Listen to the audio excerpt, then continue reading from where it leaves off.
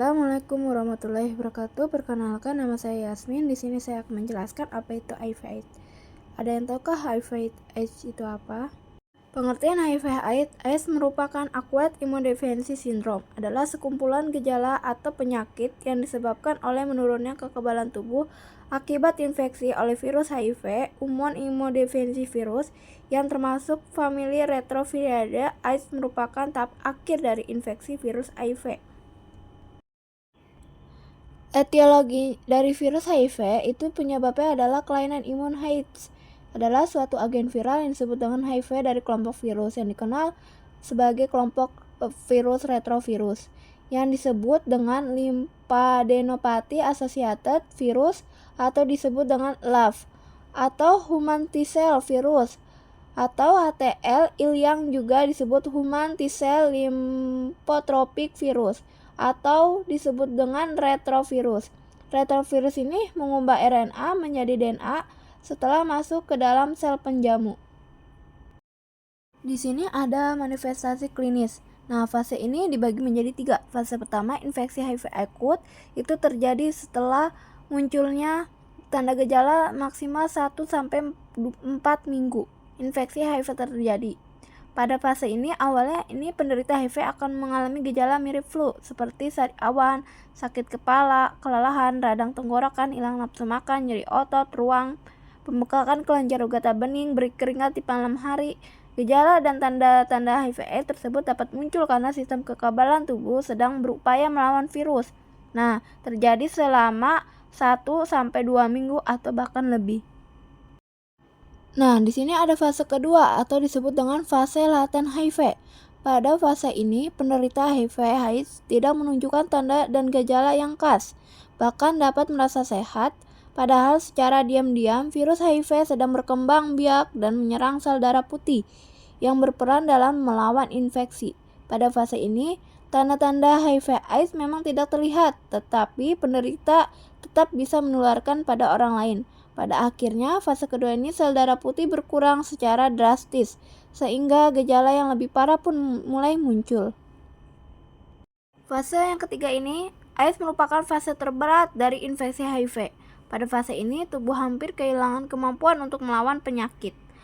Hal ini karena jumlah sel darah putih berada jauh di bawah normal. Tanda-tanda HIV/AIDS pada tahap ini antara lain berat badan menurun drastis, sering demam, mudah lelah, diare kronis, dan pembekakan kelenjar getah bening.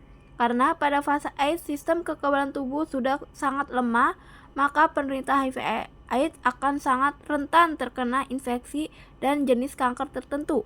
Penyakit yang biasanya terjadi pada penderita AIDS antara lain infeksi jamur pada mulut dan tenggorokan, terjadinya pneumonia, terjadinya toxoplasmosis, terjadinya meningitis, terjadinya TB atau tuberkulosis, terjadinya kanker seperti limfoma dan sarkoma Kaposi.